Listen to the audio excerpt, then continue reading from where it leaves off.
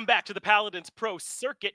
We're in the middle of a doubleheader here in North America right now. We're moving on to the second set. Sanguine up against Flashpoint, Finch, and Fawn here to close out the day. And Fawn, I mean, we just saw clearly Pickled Pepper, the golden standard, but I feel like that used to be Sanguine and Flashpoint. We used to look towards these teams to see how they could perform, but they've been struggling here in this phase. Talk to me about your expectations for these squads in this one. For these two squads alone, I would definitely say that Sanguine has been sort of controlling a lot of how these matchups have been going for quite some time. I mean, they came onto the scene extremely strong. I forgot what their previous name was, but at the same time, before it, Triple Deeps. There it is. Thank you, Kresnik, for talking in my ear, reminding me of that. It was Triple DPS, is what it stood for, but their team name was Triple Deeps, and that's what it was. They were originally known as before they got ended up being a part of the Sanguine team. When they came onto the scene, they were really cracking open a lot of domes. They were busting a lot of heads open, and it was really, really hard to see if they could really fight back against anyone that wasn't them. Like they were just leading how a lot of these fights went. Flashpoint, despite is in the same boat that I feel like Team Project is in.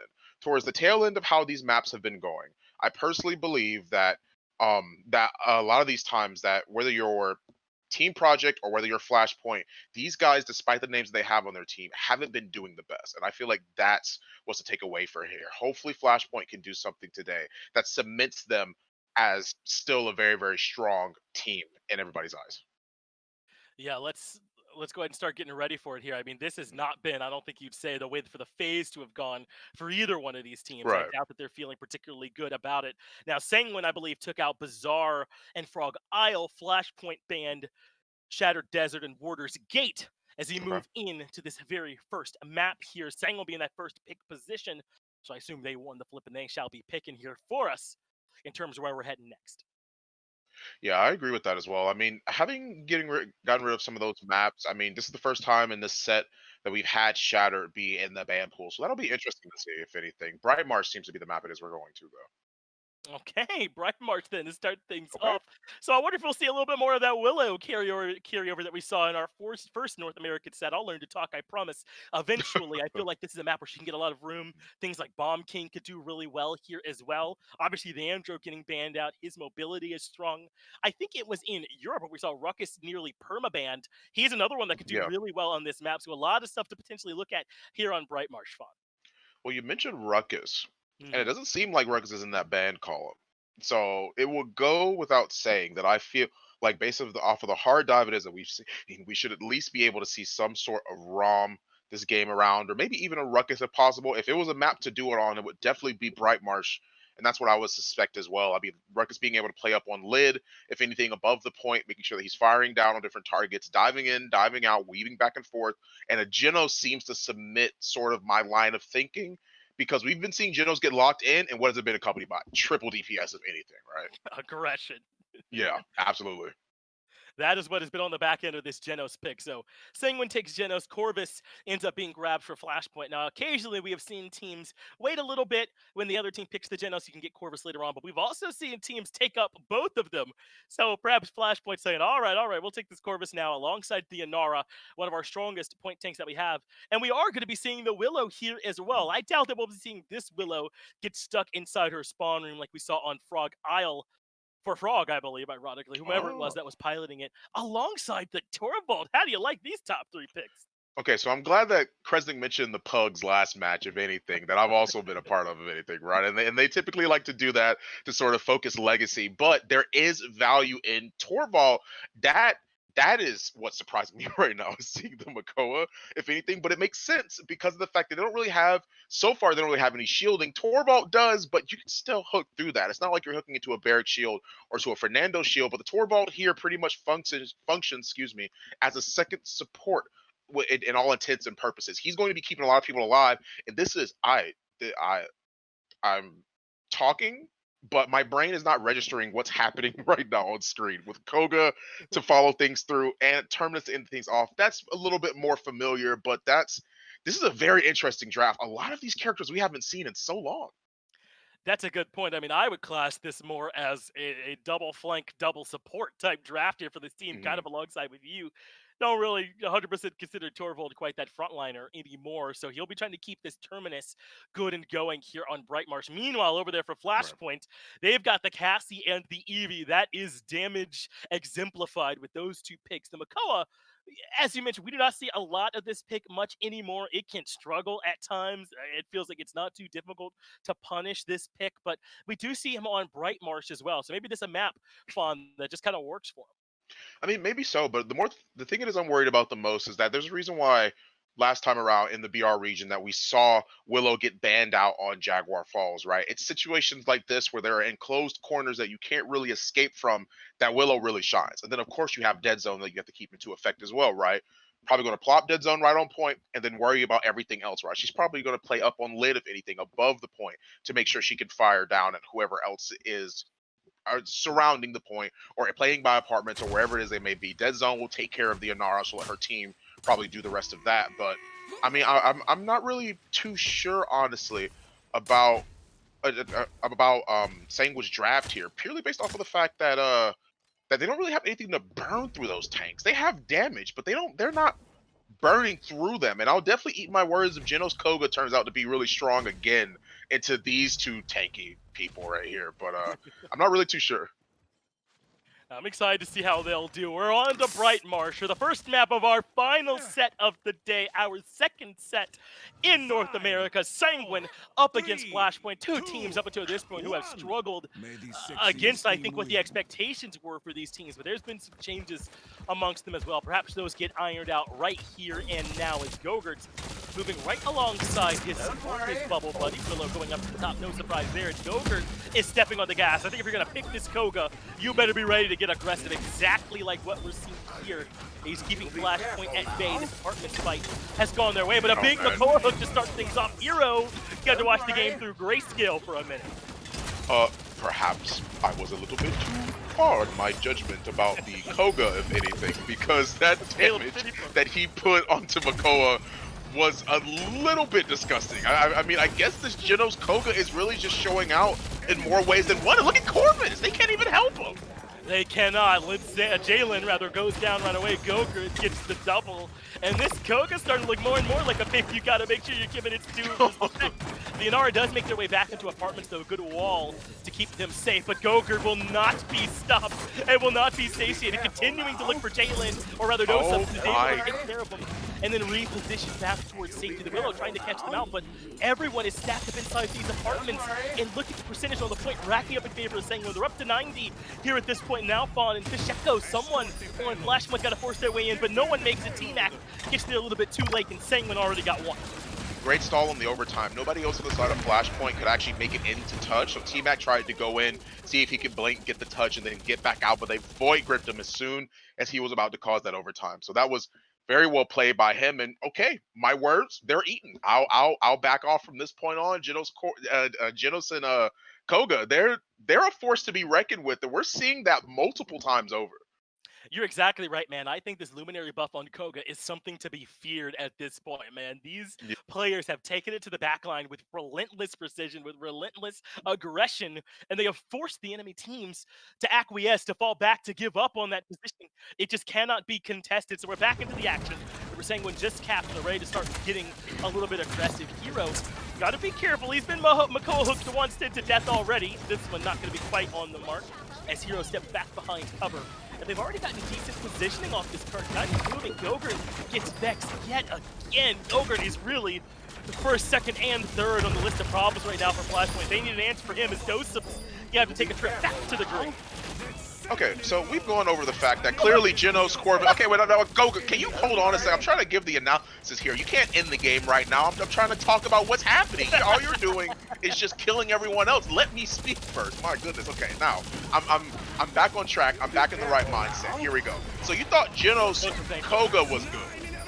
Imagine Koga being pocketed by 2 supports instead of 1. How about that? Torvald bubble is keeping this man alive. Let's say they were able close enough to try and get a kill on him, but they definitely cannot when Torvald has a bubble on him. So they knew what they wanted to play around, and they are delivering.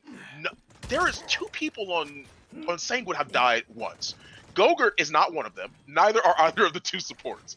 So I would say that considering the fact that he almost has a 30,000 lead, a damage lead deficit between him and his damage dealer on his team, which is Willow, which is Poison. Capture point I spawning would in say he's 15 doing kind of seconds. okay. I mean, he must be doing all right, just average, you know.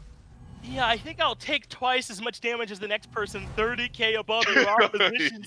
Sanguine gotta be feeling good about where they're at right now. And if you're Flashpoint, this has happened to you way too quickly to be okay with. How do we now deal with this Koga? Do we go for the supports, take them away from him first? Do we go for the Koga itself? Do we go for the head of the snake and try and cut it off quickly? But he always has Quick right here with him, providing the support. They push together. Makoa Hook lands on him, but there's the shield, and Gogurt goes right into the ultimate immediately as his response and is able to retreat back towards safety. Meanwhile, Dosips has made his way into the midpoint already, rather comfortably there. But look at these apartments, everyone turning their heads around to look. So Poison gets one kill, Gogurt gets the second. T-Mac and Dosips already pushing up daisies, Oh, and now man. Poison's starting to get involved. You think it's just Gogurt? No, I'm pretty good too. He'll get a double.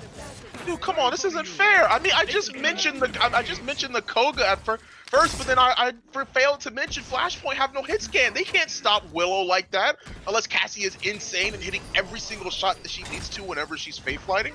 That's a lot. That's a tall order, even for the best of players, even for Vex, to be able to hit shots that consistently on a fake flighting Willow when she's weaving in and out of cover. It's hard for them to try and break this lineup, not only because of Gogurt, but Poison in its own right. He's providing so much. That dead zone is still being effective, and it's making it even easier for Gogurt to dive into the back.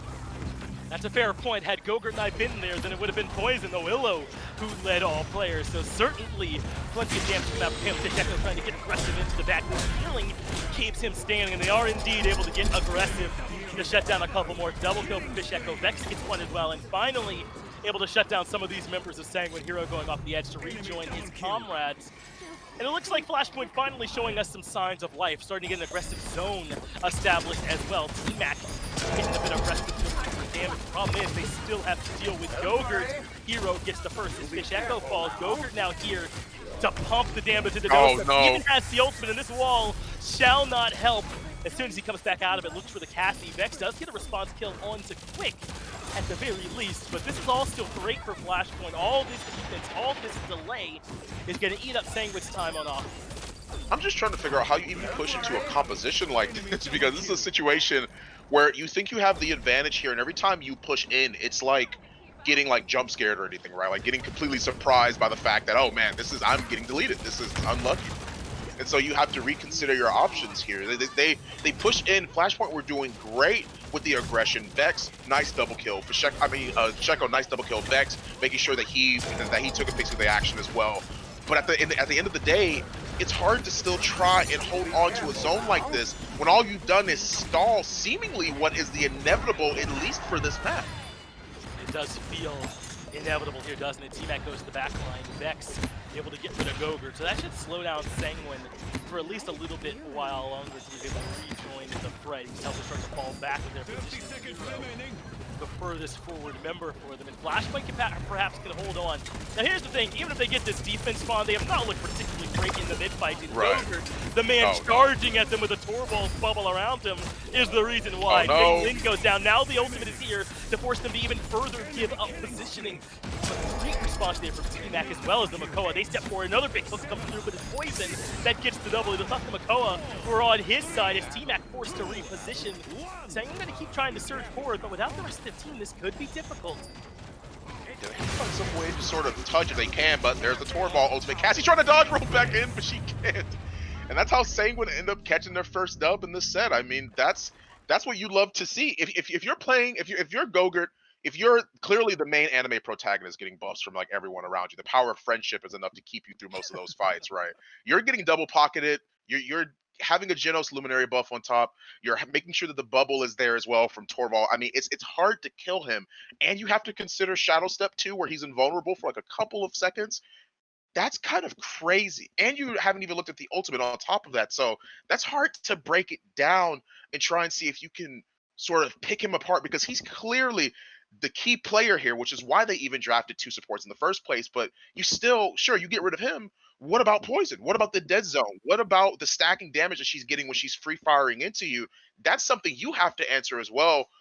Gogurt with 91,000 damage. I mean, leaps and bounds above literally everyone else. Yeah, 91,000 in a 4-0 is absurd, right? It's actually ludicrous, especially towards the end when he became more of the focal point of Flashpoint's defense, trying to take him out of the equation. And it just still wasn't enough. Right behind him was Poison, still Mhm. nearly 30,000 above everyone else on Flashpoint, right? So still getting great value from this Willow, and then obviously plenty of protections and the rest being provided by the boys. Flashpoint, you can kind of tell by the itemization, we're just behind in Yeah. this one, and we're never able to get their feet underneath them. And here's the thing: there's so much to ban. I don't know if you're ever going to make your way to being able to ban a Koga or a Torvald. Maybe you Right. take away the Genos, but that feels about the only piece you can reasonably take away from this Sanguine draft. And also shout outs to Poison for not only being 9-2-11, and Gogurt, of course, being 14-4, and shout outs to the Genos and Quick and just the whole team of Sanguine, right? Getting morale boost first on Willow clearly means that you know that they really can't contest you in the air. When you have your ultimate, there's nothing that they can really do that can stop you from just fake flighting for free. Because, like I said, it's a difficult task even for the most veteran of players to hit every single Cassie crossbow bolt on a Fey flighting Willow. That's hard. You don't really have a backline that can do that, that can take that Willow out of the sky. And because you don't, you build a morale boost first. You want to stay up. You want to have that verticality over them, and it pays off. It did, man. I mean, you saw the Androx getting prioritized here, but I think the Hmm. Willow, in a lot of ways, provides some similar stuff, right? With that Hmm. verticality, with that ability to stretch the map. And I love the way that they played it, right?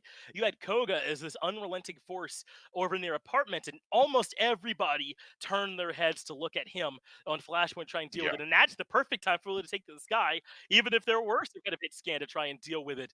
It looks like we're getting ready to move on to map number 2 here in this set fun. Looks like it'll be Splitstone that we'll be going to here for this second map. And an interesting one that Splitstone is. Normally, I would say this is one where the aggression gets slowed down, but earlier today, didn't we see a ton of aggressive zoning, of aggressive positioning on Splitstone? If Sanguine want to keep up that same level of momentum, certainly possible here. Yeah, I mean, we've seen the Strix, the Kinessa, the Sniper, these sort of long range backliners that can pump out a ton of damage onto the point or onto whoever else it is they may be looking at. We've seen this be picked on here. We even see Leon earlier in the Brazilian bracket that got picked, where she even gets notarized or noticed, I should say, for one of the Brazilian teams when they picked her on Splitstone to try and contest some of those snipers to make it a little bit harder for them. So in the long run of things, I mean, we could see tons of things here, but Vivian and Torval, I mean, Victor and Torval, excuse me, but also Vivian and Anara on the opposite side are going to be banned away here. And I mean, I honestly, if I were Flashpoint, I would get rid of Torval too, because if the Genos wasn't enough, trying to break through that shield, having to dedicate space to Wrecker when you already have to deal with the healing that Genos is providing, because you know that you have to look at, oh my goodness, and they lock in Corvus too. And Wow. I really don't. This is extremely strong composition for Flashpoint already, I think.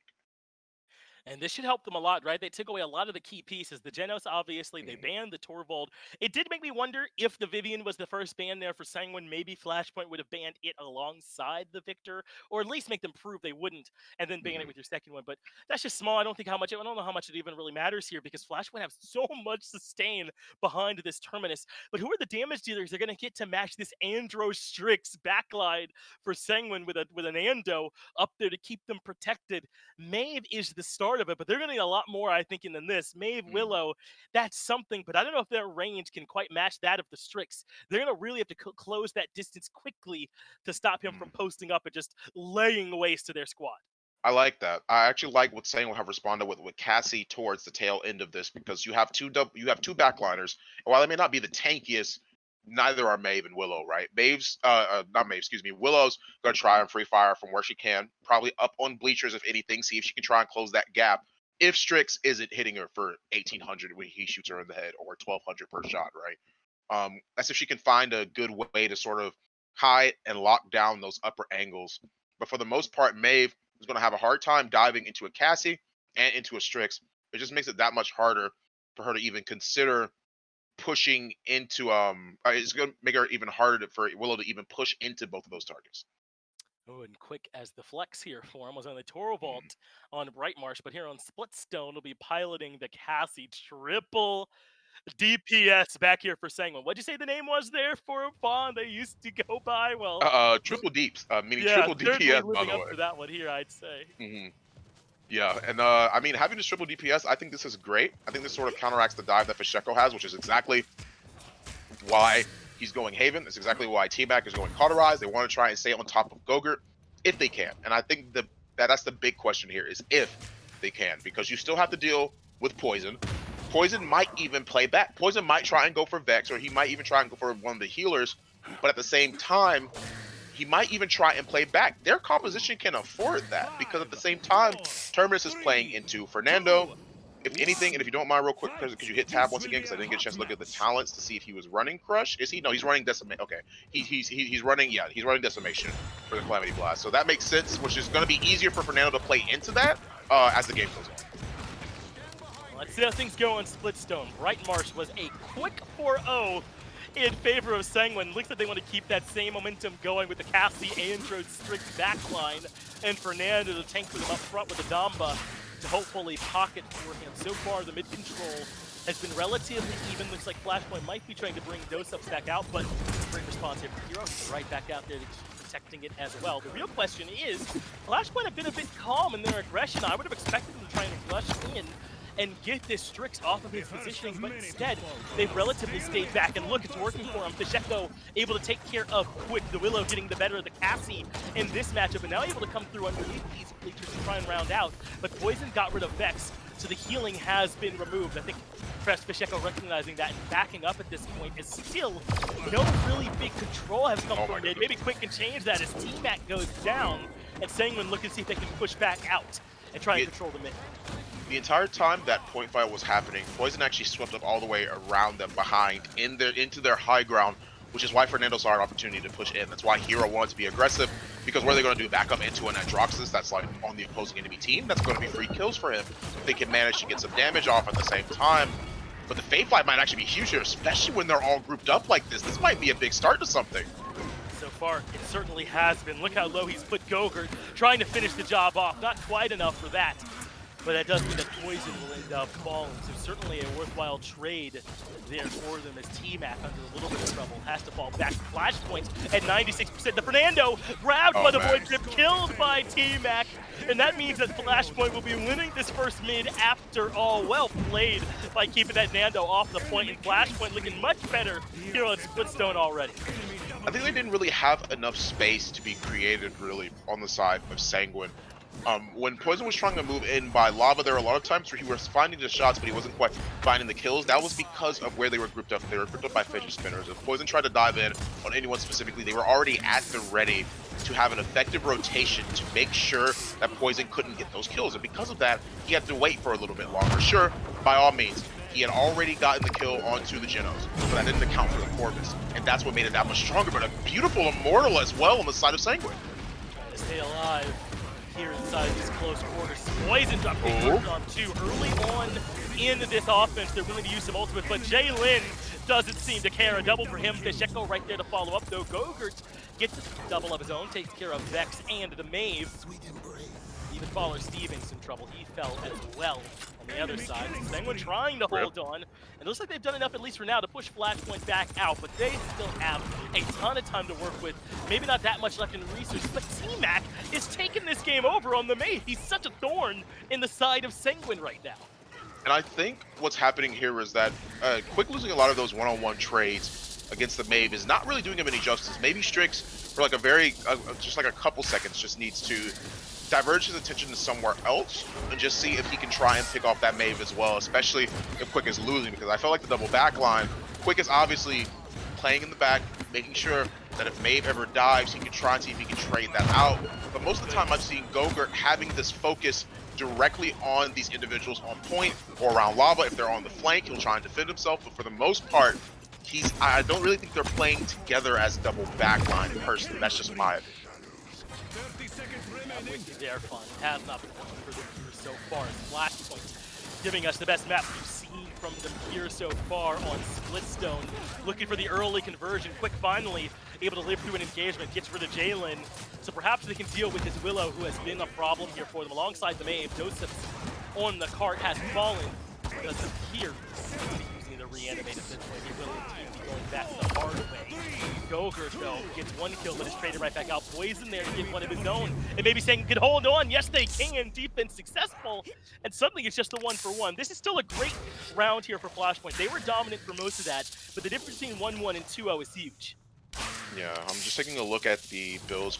Like Baller Steve, not really going anything a little bit too different. The Swift Spirits means that people can either disengage or engage how they feel like. They can either, of course, go in or they can back off depending on the proper situation. But yeah, I'm glad that we went to T-Max build because of the fact that he has a 6-5. That's nothing to really be too surprised about. But the increased movement speed means that he's able to get in there and get out.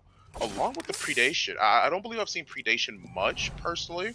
So with that being a card, that means that he'll be able to have a lot more DR up, which means that his dives are going to be a lot more effective. And on top of the fact that he has the Haven, he's going to be able to deliver a lot more damage and even more so make it harder for them to try and play into this double backline that they have set up.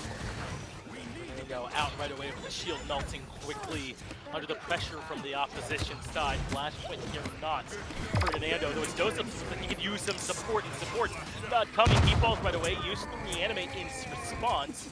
And if they get the kill into Poison, but isn't to trade an ultimate to keep them alive, then I think it's worth it for Flashpoint, at least so far. So they're feeling pretty good about where they're at, as Gogurt's been pushed off the high ground.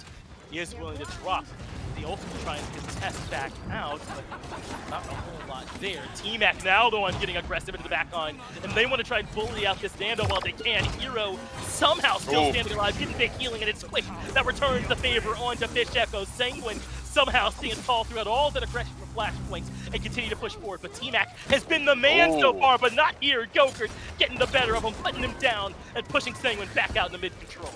That's at least good that they've been able to get 2 trades for their team. Sanguine are now in the driver's seat, and we see that here. We also see that Swift Spirits that I was talking about beforehand. Gogurt was zooming, man, along with Poison already in the back line, too. I mean, it makes it hard for them to even make it back to cart where they have to worry about so many different targets that they have to be on the wary for on the side of Sanguine. And we see it right here. This is exactly why it's problematic. They have so much damage on the side of Strix. They have a lot of damage they have to worry about with both Andro and Cassie, and then you have to worry about getting run down by either of them because of Swift Spirits, and then you have to deal with the Immortal as everything rounds itself out. So very well played by Sanguine. That's very, very good look for them.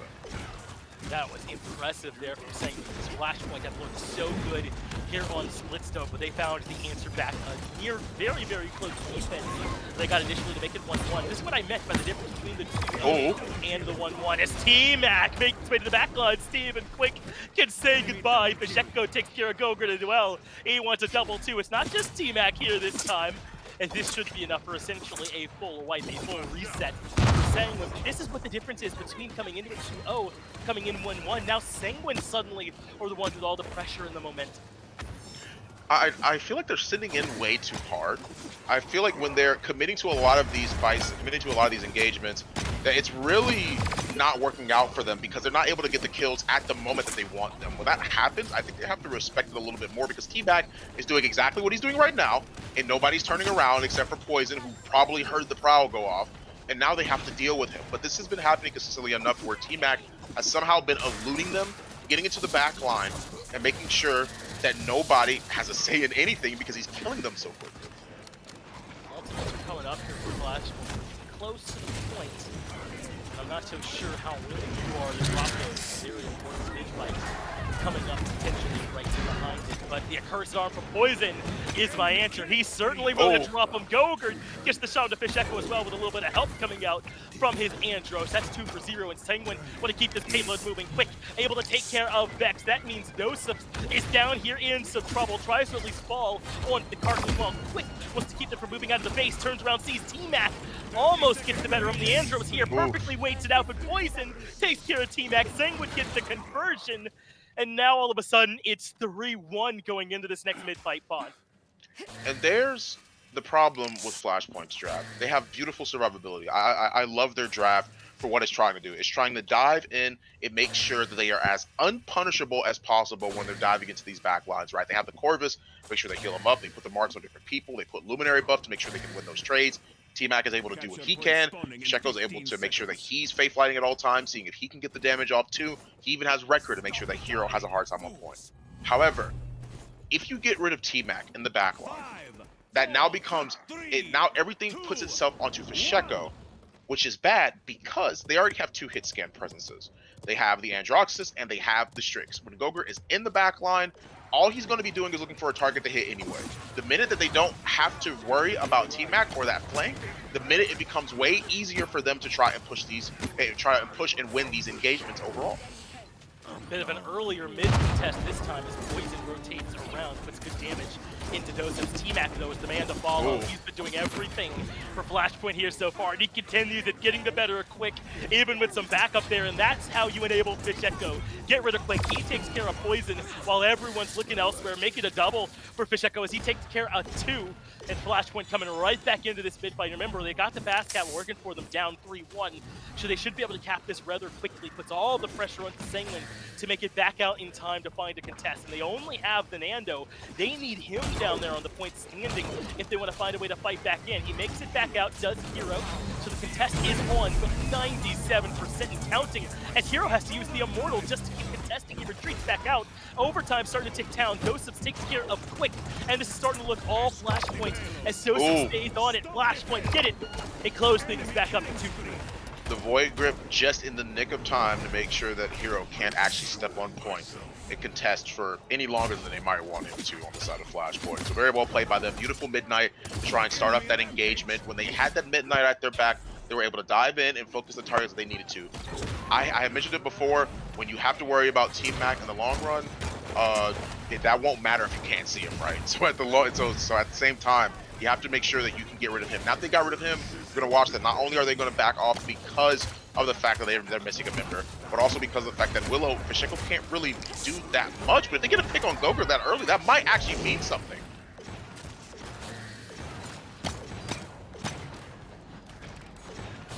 And I think that's what's the most important thing about this here, is the fact that it's absolutely kind of crazy that they're even moving into the back line, if anything. Fitch should be coming back in a second, but I can do the solo cast here or there. I'll be sure to do that as immediately T-Mac tries to move in almost instantly, and just to toss out the daggers as well. He finds a hit directly onto one, and at the same time, Gogurt in the back line is trying to put more pressure onto whoever it is that he can find. He's trying to find an opening, if anything. He can't really seem to do much of that, but at the same time, Hero is once again in the mine shaft, gets Void gripped and lifted. They already have the record to break it, but the Dread Serpent is going to come through as well. That's going to be a huge look for them, especially when they have that siphoned up. They're holding the entrance to mine shaft. Hero, Dosevs is blocking so many. That's so huge. But Baller Steve and Poison are going to get them in the back line. That's because of the fact that even though Dosevs was making sure that he had that siphon up, he was on the lookout for most, if not all, of the opportunities that were being posed towards Flashpoint at that moment. They were just in the back line and able to make sure they could take care of them.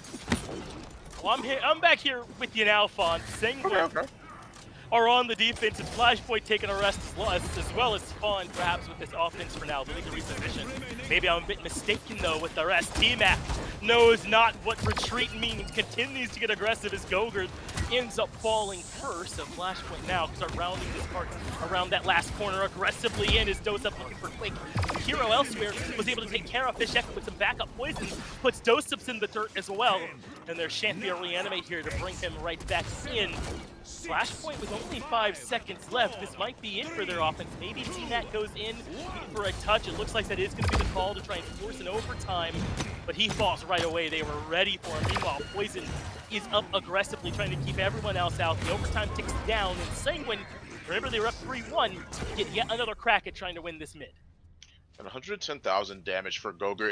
It's so interesting because he has 14-8, but at the same time, he's been able to get these picks every now and again. We haven't really seen like him popping off very consistently a lot of the time. And the only reason why I'm saying that for this map is because there's a lot he has to worry about. He has to worry about T-Mac getting into the backline. T-Mac has to worry about making sure that Gogurt doesn't have that free of a time to see if he can hit his teammates. Fasheko, same thing. He has to worry about not only making sure that he puts a damper onto Hero on the point by breaking his shield, but also making sure that he can get next to Gogurt and see if he can kill him too when they have to worry about that. Quick is really just trying to see what he can do, if he can burst down those targets, if he can take care of Dosevs.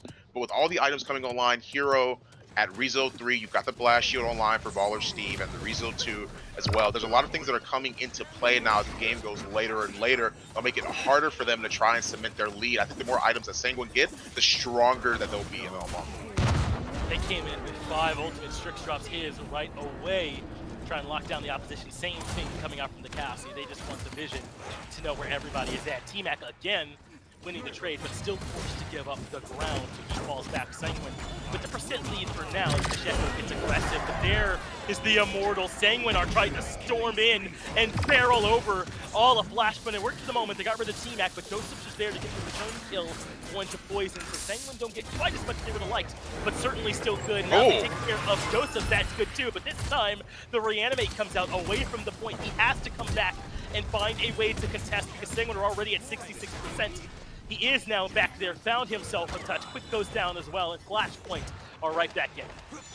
Yeah, Pacheco finds that pick almost instantly onto the Cassie, and very well done by Dosip. He's drawing attention away from Gogurt. Sure, they get that last hit, but he knew he had the reanimate, so when he moved in, he was trying to do what he can to see if he could get eyes on him. In fact, immediately let them through time and space rip once Gogurt was distracted. He had already used the invisibility, so he wasn't going to get any extra movement speed from that. He was already exposing himself by making sure that he killed Dosips. So with that being the case, it's already pretty huge, just like the Entropic Breach, to see if they can zone them off a point. Very nearly able to work, but no one with point control now. Sanguine retake it afterwards. Poison got rid of Dosip. There will be no reanimate this time. Oh, man. Gets rid of Baller Steve, and that should make the job a lot harder for Hero as T-Mac lands onto the point, gets them an overtime, but on the point is Hero to contest right after. That needs to go back towards Sanguine. I believe this time the overtime's in favor of Sanguine. A double kill from Poison out as well, but still on the point no way. is Dosep. No contesting his Dosep, but he's all alone, and that should do it. Sanguine find the win here on Splitstone as well. 2 maps in a row. And I think what happened during that was great. They used the Entropic Breach to zone people off. They wanted to make sure that they weren't able to step on point, but they didn't have a point tank. Terminus had died a little bit before that Entropic Breach ended up going down, before it got its max value out of that. So when they actually tried to contest to see if they could step on point, to see if they could, and vice versa, stop them to tie it up to 3-3, Dosip was already gone. They killed everyone else and didn't have to worry about the point contesting. They got rid of their healer, great. But Hero didn't need to worry about it. Nobody was contesting him on point. Everybody else was already full sending. That's a great point there. I mean, Heroes seemed very comfortable with it. And did you see Mm. how calmly he was playing the point? Right when he got up to 99, he stepped on, Yes, stepped yeah. right back off to get them into the overtime. That starts ticking back down. Then when the Entropic Breach comes off, he moves out of the way, comes right back in, one more touch, perfectly balancing that end of round maneuverability, that technical aspect of play around contesting that point. And he is the one that extended their time so beautifully and really broke when Dosov's with his team and when he wasn't. He made the most use of that time. But then obviously the double from Poison on the tail end is pretty nice as well. Flashpoint. See if you can get the burst damage on some of those squishier targets like the supports, like Jalen Insanity and Vex on both Corvus and the Genos. But at the same time, when we look at the KDAs, 15 and 9 for Gogurt, 26 assists for Baller Steve, 16 and 11. And on the flip side of that, you have the almost for their DPS, almost the exact same score line, 15, 12, and 10, 16, 11, and 11. It's extremely close. And you would have thought, based off of how T-Mac was playing, how aggressive he was, and how many picks it felt like he was getting, that the discrepancy would have been a little bit wider, even though they had even lost. But he's less than Poison is, and the exact same that Gogurt was. Yeah, wasn't quite getting enough value there was Mhm. T-Mac. And I wonder if that's a question of not being able to quite always find the priority target. There were a couple times he was able to get to Steve, take him out of the fight there early, but wasn't necessarily trading up into some of those other tanks. I think when they looked the best was when he was able to push alongside that Willow, when he and Fisheka were able to move together, Mhm. and they made a really difficult tandem to try and take down. That's why this map went so long. That's why Splitstone was so contested, because how well they Right. played together. When they had to operate a little bit more on their own, we still saw some brilliance from T-Mac, but certainly not at that same level. Right, exactly. And I mean, it's good to be able to dive into the back line, make sure you take care of Gogurt because you know he's going to be an issue because you know those snipers hit way, way harder than pretty much anyone else. I mean, even with Kinessa, even with a headshot, if you got steady aim, that's going to be 1920. So that's huge damage. And Strix only 100 off really from that number, if anything, hitting somebody for 1800. That's still a huge amount to be hit for if they manage to get a hedge squishy that tries to dive into him. So good on T-Mac to be able to make sure that he stays in the back line and wreaks havoc in there whenever he can. But the map seems like it's going to be Ice Mines. It sure does. The Strix might be able to melt health bars, but I think Ice Mines will remain intact. That's where we're heading for this third map here. And I like this kind of selection because Sanguine rolled over Flashpoint from map one, but on Splitstone, things slowed down and they looked way more competitive. So if that pace is working for them better, then I think you'd want to do the same thing here with Ice Mines, right? And hopefully Flashpoint can actually find that conversion into a map win as we're ready to move into those picks and bans for this third map. Now, Flashpoint started off doing as I've done a lot here, banning away this Victor. But I do wonder if they remember that combo that was such a problem for them on map one. It was that Genos alongside the Koga. I think they want to make sure they still get rid of that. Yeah, exactly. I mean, you get rid of the Terminus as well. I mean, even still, he wasn't able to quite find his mark last go around, but you still don't want to deal with that. You don't want to play into that. Flashpoint's still learning their lesson from the very first game and taking a chance on getting rid of that Torvald. And Anara is going to be outside saying that's pretty big because that means that the point tank pool has now gotten significantly smaller, or they're Yep. going to force people to play aggro into aggro, especially on ice mines. This could be pretty huge depending on what these teams decide to lock in. Yeah, I wonder if this is going to be a first pick on deny the combo that was so successful for Sanguine on that first map. But I wonder if picking the Genos here first overall would open them up exactly as you mentioned to then being a little bit more vulnerable on their point tank, right? I mean, Nando's still there, certainly feel comfortable with him, and then you're getting a little bit more risky potentially with things like the Khan or the Atlas, and maybe feeling like you're putting a little bit of pressure on one of them, maybe a Barrack or something like that might come out, but still, you'd be feeling pretty comfortable if you're Flashpoint, if you can take away some of those picks. Okay, well, with that, right, right after this break, but really quickly, be right back with some more PPC.